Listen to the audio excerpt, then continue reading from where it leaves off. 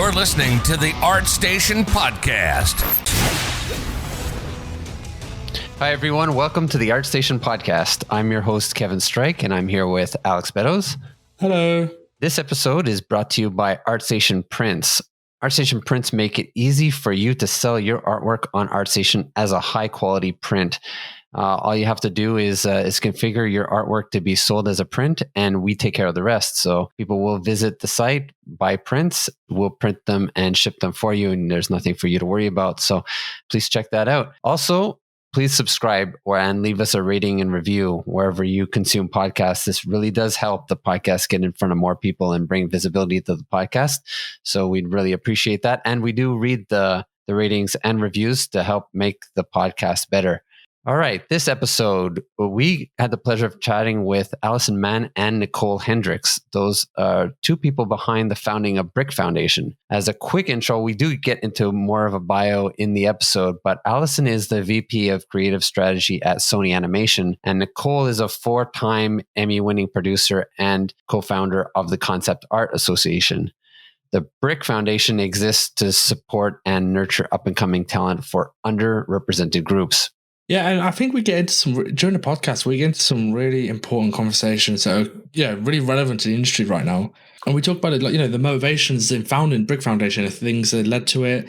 And the really important bit I think we get into is the biggest hurdles that we face. We know these problems exist, but the ways we tackle them are not always articulated. And also, the hurdles that face the solutions to these problems. So to hear them get into that was really insightful, especially for me. Mm-hmm, yeah. All right. We hope you enjoy the conversation. Hi, everyone. I'm Kevin Strike, and I'm here with Alex Beddoes. Hello. And today we have two guests I'm excited to have on the call, Allison Mann and Nicole Hendricks. So we'll just start with some brief introductions. Allison, maybe we'll start with you. Hi, everyone. Thank you guys so much for having us on. My name is Alice Mann. I'm the VP of Creative Strategy at Sony Pictures Animation. And I'm also the CEO and co-founder of the BRIC Foundation. The BRIC Foundation stands for Break, Reinvent, Impact, and Change. And we're an organization that focuses on how do we create opportunities for women and or underrepresented groups that want to be creative leaders in the entertainment, tech, and media fields. Hi, everyone. My name is Nicole Hendricks. I'm an Emmy Award-winning producer. I'm the co-founder of the BRIC Foundation and the executive director there. I'm also the co-founder of the Concept Art Association and put on the Concept Art Awards each year. Hope you guys have submitted. And I'm just excited to be here. So what brought you both together to form BRIC? How did that come about? Nicole and I go way back. Both of our husbands went to school together at Nomen. And it was kind of love at first sight for Nicole and I. I can't speak for our husbands, but for Nicole and I. And we're both. I'm sure we're pretty sure we're also related in some capacity. Nicole makes me a better person for sure, and she I'm very good at being an ideator. I generate a lot. And I do a lot of thinking, and I'm also very vocal about things that I'm passionate about and changes I want to see in the industry. And so I probably was having a moment of spewing things of whether it's frustrations I'm having in the industry or things that I've seen that I was like, I think we can change. And so it was around the time where I think it was during my last cancer diagnosis, was it? Where I was having kind of a moment where I was like, well, I have nothing else. Today is the day. I must seize my opportunities. And I had a career coach, and I was talking about things I wanted to do and how to influence the industry. And she's like, well, why don't you put together a summit? And I was like, a summit? I was like, well, I guess I could do that. And then I went to Nicole and our other co-founder, Jill, and I was like, hey, I have this idea.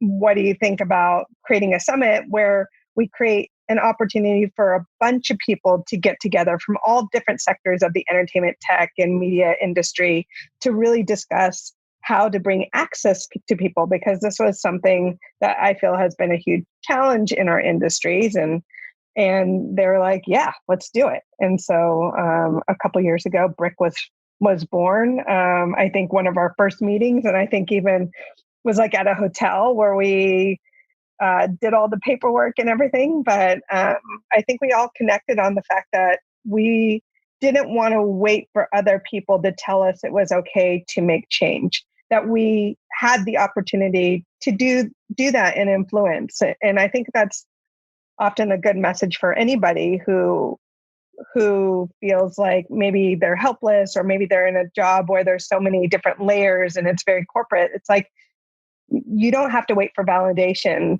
if you have an idea of something that you want to do. And so I think I came to that realization with my career coach and with my cancer stuff, that I didn't need validation to make a difference in our world and in our industry. And thankfully, I have an amazing tribe of humans that will rally with me. And so Nicole and Jill definitely did that. And I'm forever grateful for that. But I think great minds think alike. And she's an additive to sometimes my grandiose ideas and like really helping me streamline.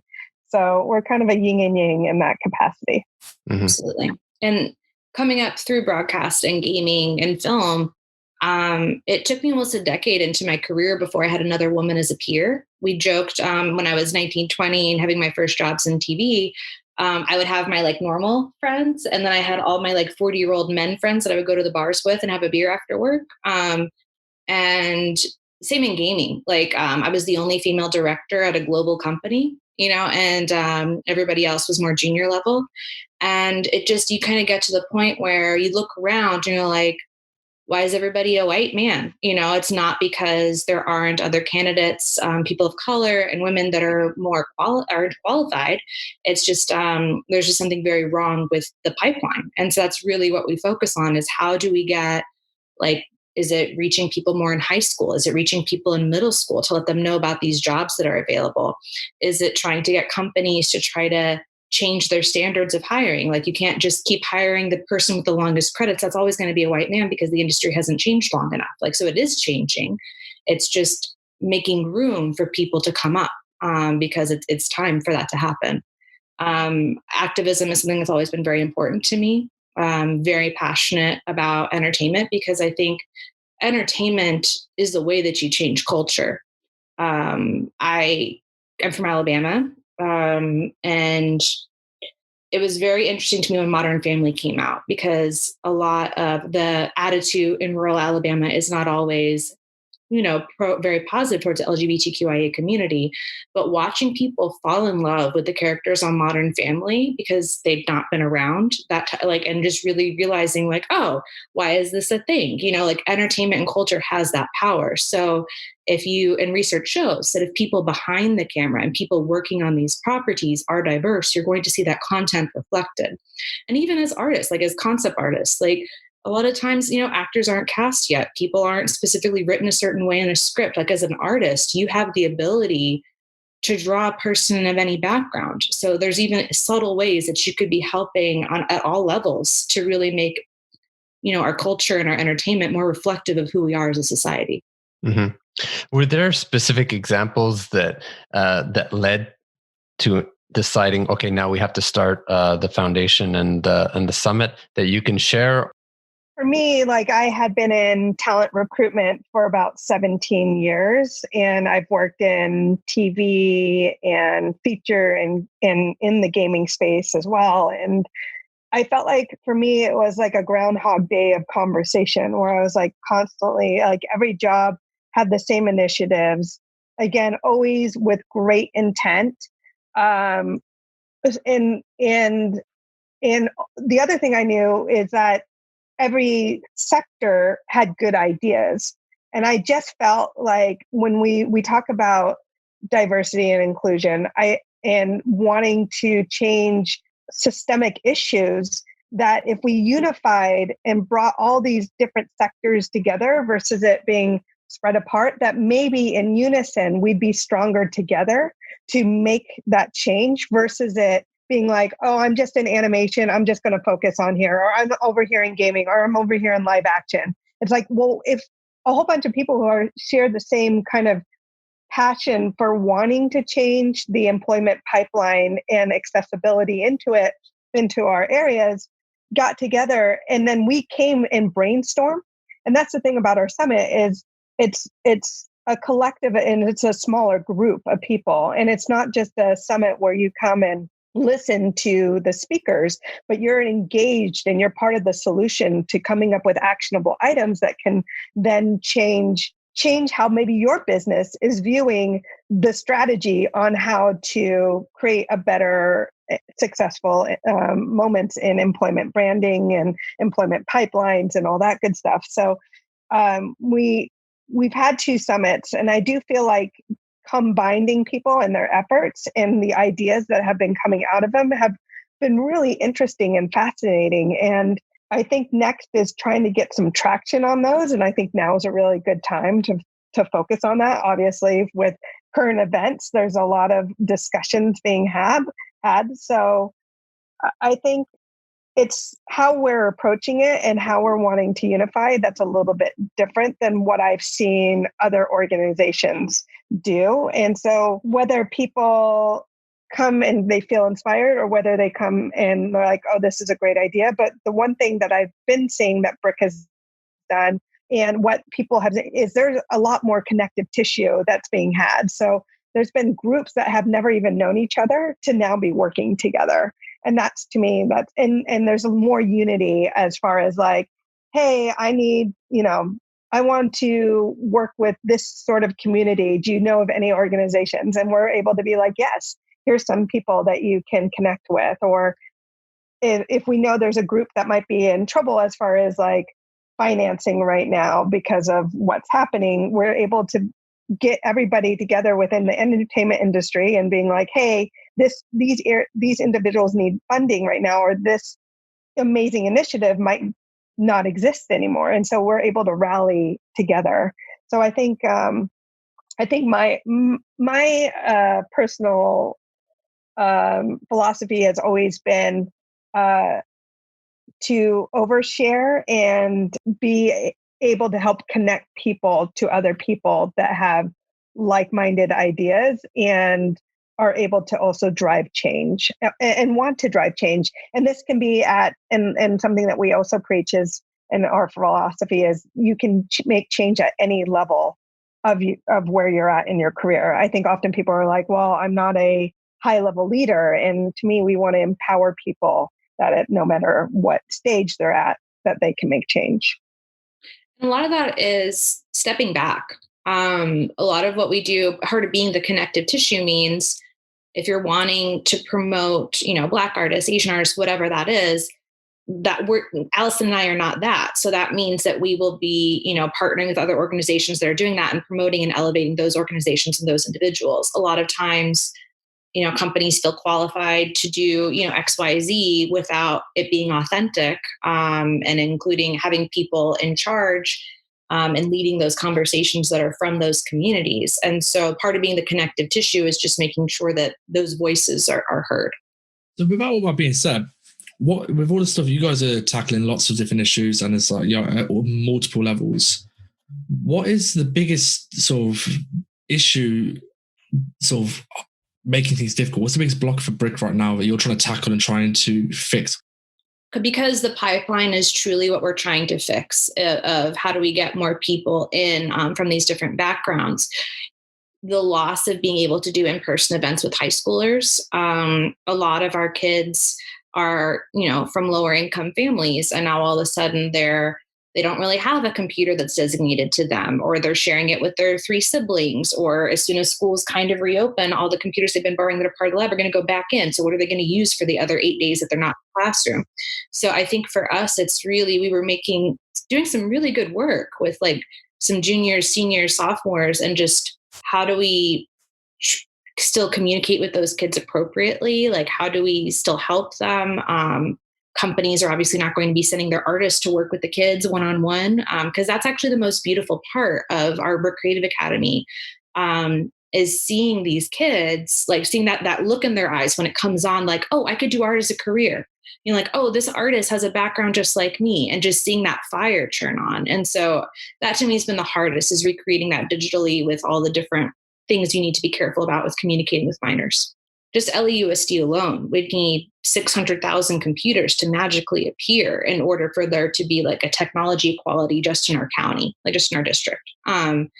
Yes, these problems have always existed, but you had food and technology available to them 5 days a week, you know, safely. And so, like, because obviously there's a lot of like food insecurity with schools closed. And so I think it's that to me has been the hardest thing, is how do we help these kids realistically and impactfully?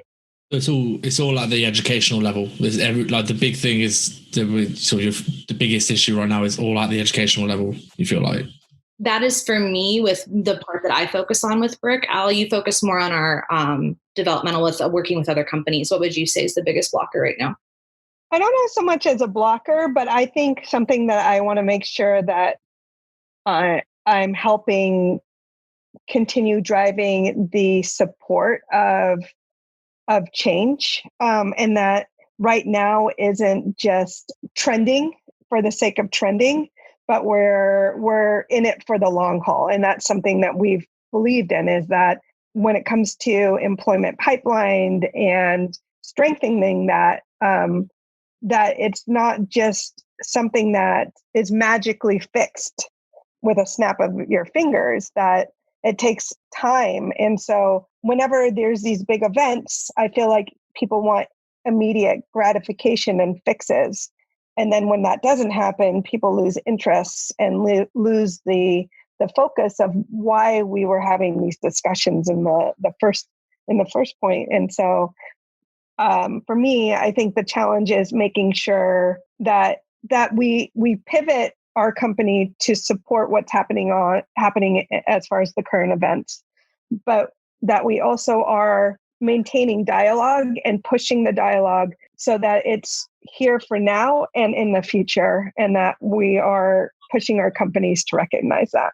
So I was checking out your the 2020 Talent Summit slides, and so I'm from a production background. I also help work in the previous studios in the recruitment process, and looking through the slides, stuff it all made sense. And there's one point it's more from a point of ignorance, and I'd be curious if you guys elaborate on it. There's a point about you want to redefine what qualifies as relevant work experience.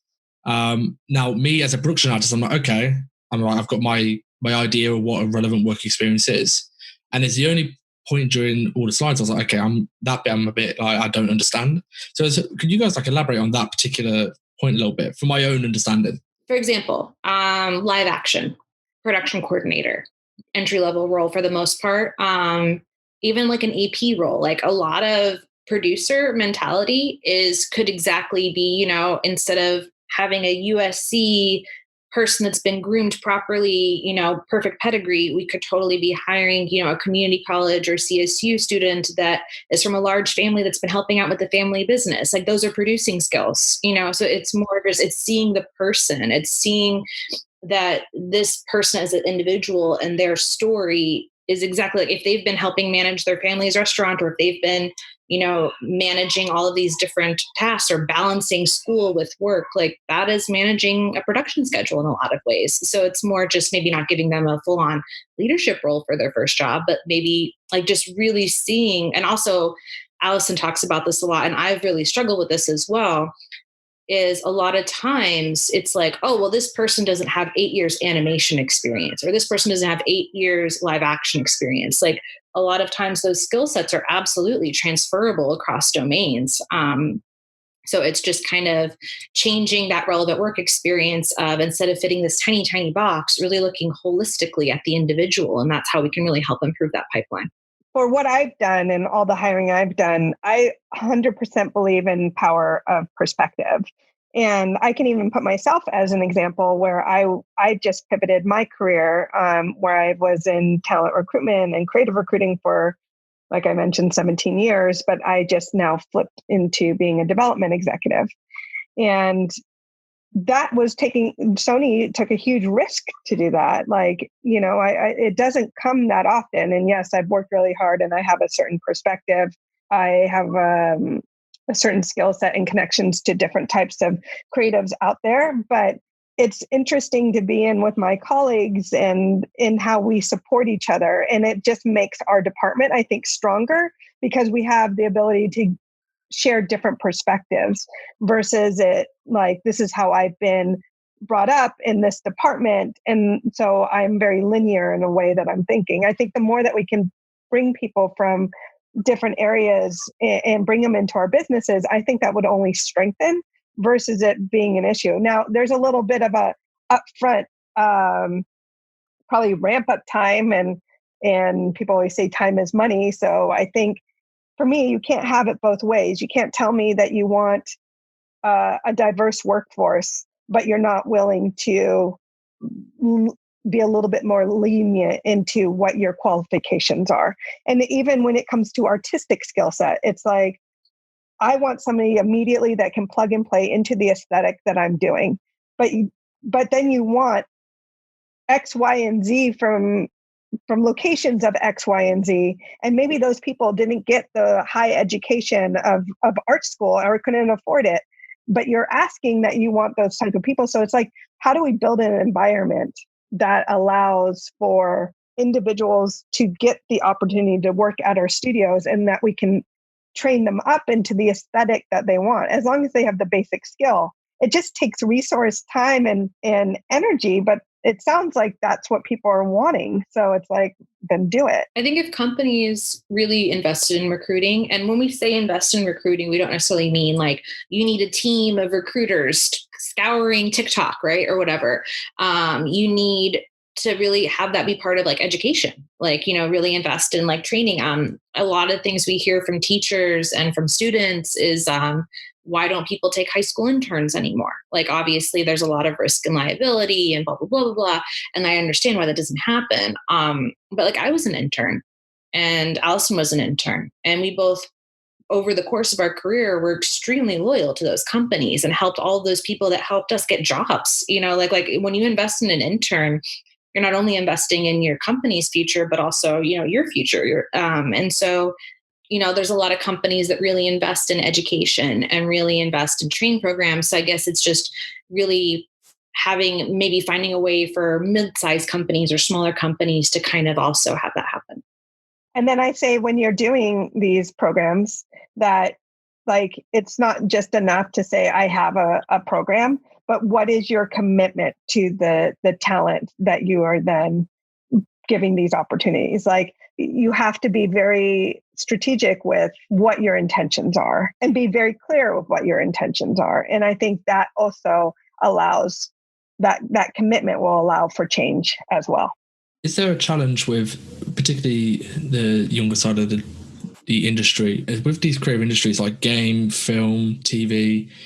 They are in production cycles that live and die, and then that's it. Like, everyone up ships and moves to another project, and there's this cyclical nature of, and I'm mainly speaking from a games perspective. Game productions are like, okay, we have 4 years of hard ramp up time and working. We need a workforce, and you can take on interns to develop, but they're going to have to leave because when we finish the project and we're on that sort of that lull where we have a much smaller workforce. That idea of bringing an intern on, and you're not just bringing an intern on, you're bringing on a loyal employee who's going to potentially become a huge asset for the company in a landscape where more than 4 years is very rare for most production artists. Is that one of the challenges facing that kind of mindset? Absolutely. But I do know, like, because I worked at Cloud Imperium Games, and at Cloud Imperium, like, I saw several interns come in. A lot of them end up in QA. And then, like, I had one in the marketing department that was amazing, so I think it just depends on, obviously, because every department is different. Like, would a, high schooler end up in, in the art department? Probably not, so I think it just really depends on which department you're talking about. And also, why not have QA be your former high school interns? I've seen people go from QA to all kinds of things, to engineering, like QA is absolutely can be a growth path in my experience. I don't know about at every company. I guess it depends. Again, if we're talking about, do you want to go into programming or do you want to go into art? It's funny actually, because one of the QA previous studio, he was a it's funny because QA sort of thought of as, okay, I'm going to stepping stone from like QA to a thing. And I remember there was and I used to have that mindset that QA was most people who are QAs are going to eventually step up in, they're looking to get into programming, engineering, art, project management, design. There was one guy I remember working with a couple of years ago, and he was like head of QA. He organized it, and he had an absolute, he set out day one, no, I want to be a QA. I don't want to be a project manager. I don't want to be a designer. QA is the one for me. Because there's a lot, he felt there's a lot of ownership he took on, the quality of the game or product in that sense, because he was actually doing film as well. And there was this thing where this is a bit off topic, but with QAs, people kind of can look down on QAs a little bit.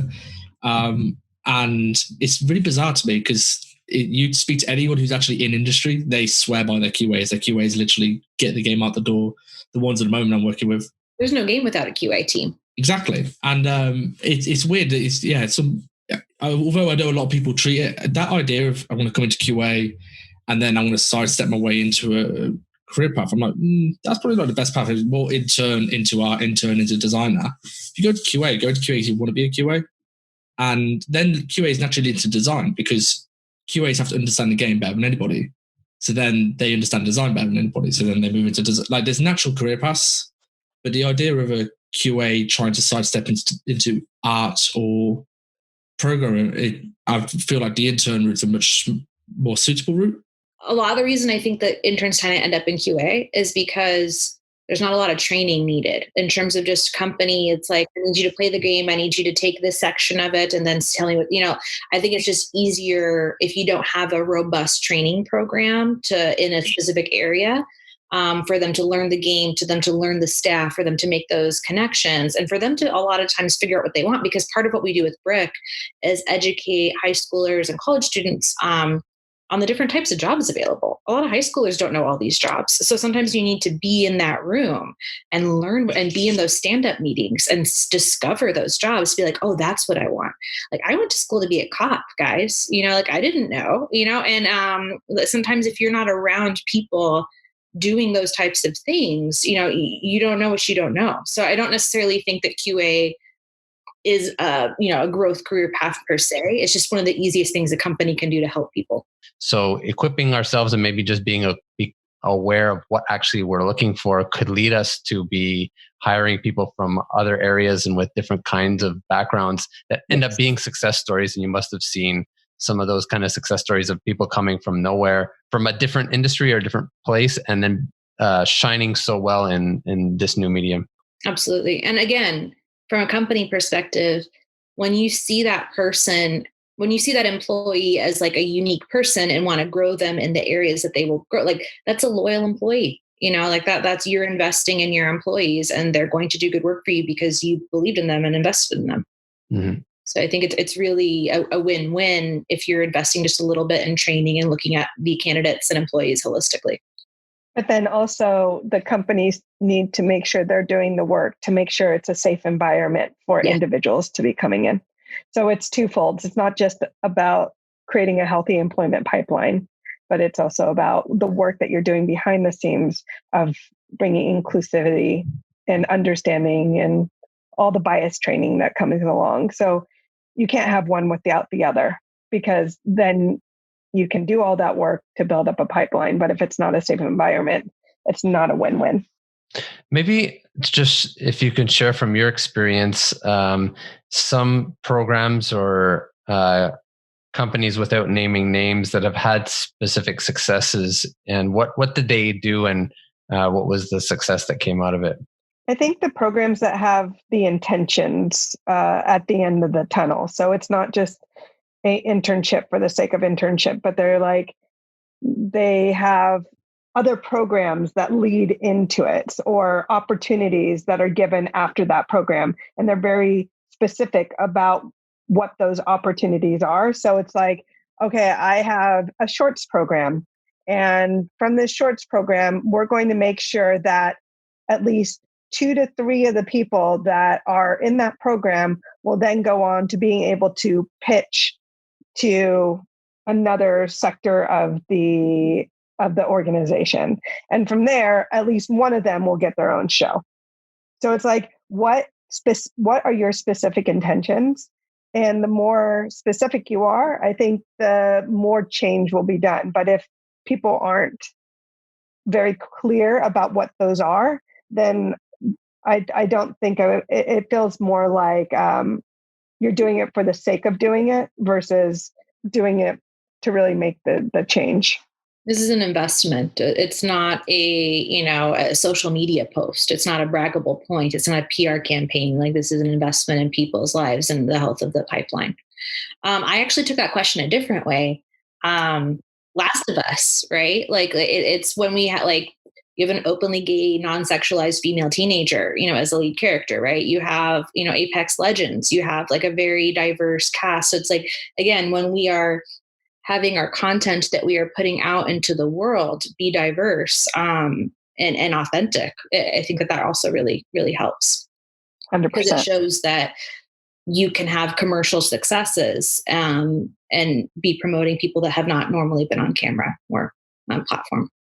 And I have to say, like, and being really mindful about when you are bringing these individuals, that it's not just a checklist. These, like, individuals being placed into in front of the camera, or character designs or characters that you're designing or placing into a project. It's not a checklist. That you have to be mindful of what that storyline is and how that impacts the whole of the story and all the different characters. So I've seen a lot of, like, oh, well, I'm going to put this diverse character in, but they're very interchangeable. But you have to remember, like, that character would have a different type of experience. So how is that influencing your narrative? And so I think people have to be very mindful that it's not just, again, a checklist, that you have to impact the whole narrative. So just to flip it the other way then, and again, not naming names, what initiatives have you seen people try which just they had the right intentions and they just didn't work for whatever reason? Has there been initiatives companies have tried and you've seen and it just didn't give the result that was expected or wanted? I mean, I think it's when you have, again, not naming names, but when you have a training program like Allison's saying, and you're nurturing up and coming talent, and then you don't hire them, or then you don't take their projects, so it's not just a training, it's a training and an investment. Have you found that you also have to present a story about how this will also be commercially successful? There's a lot of really great work coming out of Dr. Stacy Smith's USC Annenberg Inclusion Institute, where they actually look at the box office data, which obviously in COVID times we'll have to look at other data. And it shows that when you have characters reflected in an authentic way, specifically in the Black community, they show up, like they want to see themselves, or everybody wants to see themselves represented. But you have, like, for example, like Wonder Woman, people thought that a female superhero was going to flop. Captain Marvel was going to, like, nobody was going to want to see that. People show up, people want to see themselves on screen. And so I have a lot of really fancy data that I can send you if people are interested in, to just show that these films do end up having a wide return on investment for the studios.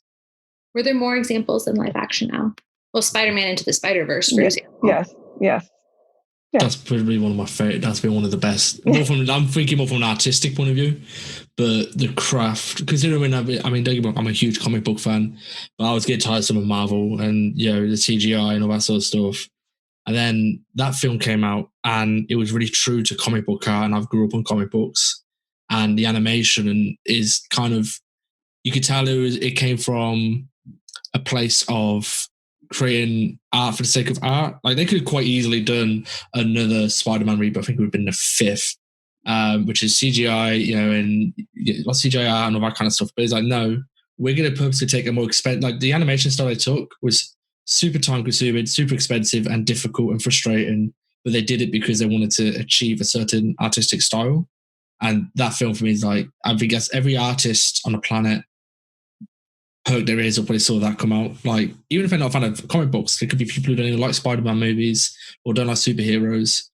artists could just appreciate the art. And for a long time with movies, more the superhero genre and CGI genre, it's sometimes hard to appreciate the art because they can sometimes become samey. But that film, I think everyone perked up for. Well, and kind of to your point, like one of the reasons why they hired me was it's one thing to push the narrative, and which is really important, but it's also the visual storytelling that you have to push as well.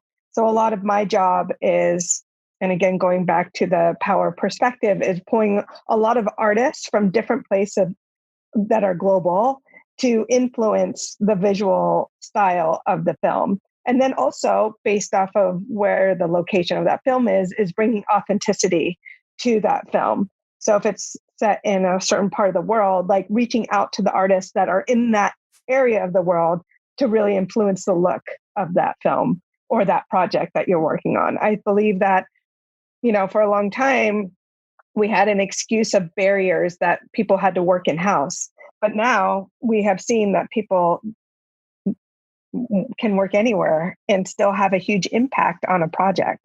So I think Spider-Verse is a great example of pushing the visual and narrative storytelling, and we need to continuously do that. And I think we can't be, as people that are putting these projects together, we have to be a lot more proactive in reaching out to people that can help support the narrative and the stories that we're wanting to tell, and not wait for it to come to us. And I found the data that I was really excited to share with you guys. In 2019, CAA casting or talent agency, they did a study that shows that after analyzing 100 features with budgets of 100 million plus, there was 120 million difference in cumulative box office average between films that have a minimum of 30% diverse casting and those that don't.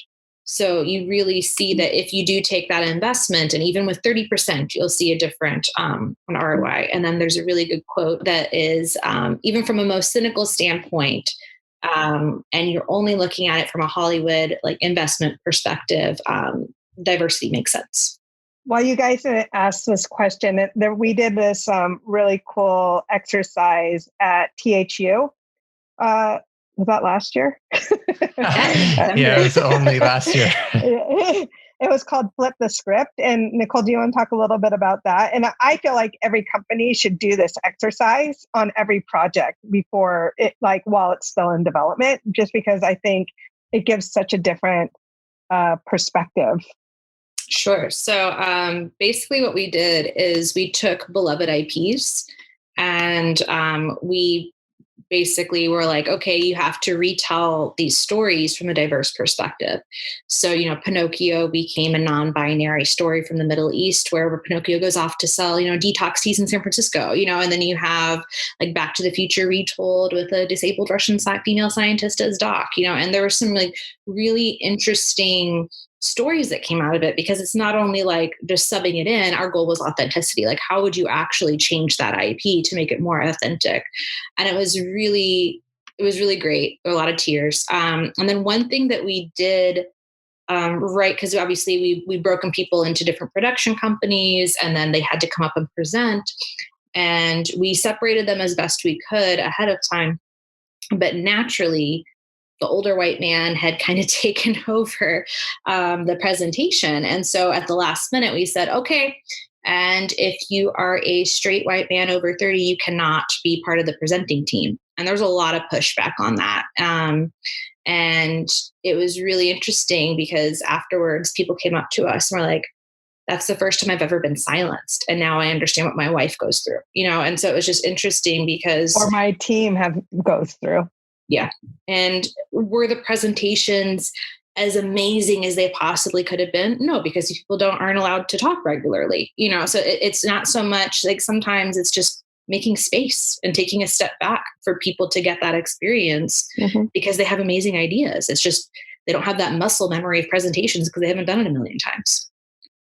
But I would encourage every company to go through that exercise. I think it's really eye-opening. First, to be listening to other cultures and hearing from them, also experiencing it yourself, as you just mentioned, and experiencing some of what others might have experienced before. So what's what's next for you, Nicole? I know you're taking a little bit of time at home right now, but what's the next big project that you're working on? We're helping put on a summit for K through 12 AME arts music education teachers. And so the two panels that we're in charge of are, increasing diversity and inclusion in the animation and gaming industries. So we'll be putting that on. And then we're launching 2 video series, both geared towards students, one more for high school, one for college and high school. And so those should be launching this fall as well. So if people want to help and participate, how could they reach out to you? What's the best way to reach you? Yeah, so we have BRICfoundation.org is our site. And there's different forms you can fill out there, or you can just shoot us an email at contact@BRICfoundation.org. Mm-hmm. Fantastic. Allison, what about you? What's next, either for BRIC Foundation or at Sony, that you can share with us what's coming up? Well, I'm really excited about all the work that Sony's doing on the strategies around diversity and inclusion. So I'm helping potentially shape some of those ideas, and obviously wherever they want me to participate. But I'm really proud of the company for the strides that they're making. And then, obviously all the BRIC stuff that Nicole just mentioned. Nice. Well, thank you so much, both of you, for coming on the call and taking the time with us. It's been great talking to you, and hope to have you again on the show sometime in the future, where we can even dig in a bit deeper. And yeah. Thanks for having us. Thank you so much. See you on ArtStation.com, the global hub for creative professionals. You've been listening to the ArtStation podcast. Hit subscribe so that you don't miss an episode. And please leave a rating and review for the podcast. We promise we'll read them all. See you next time.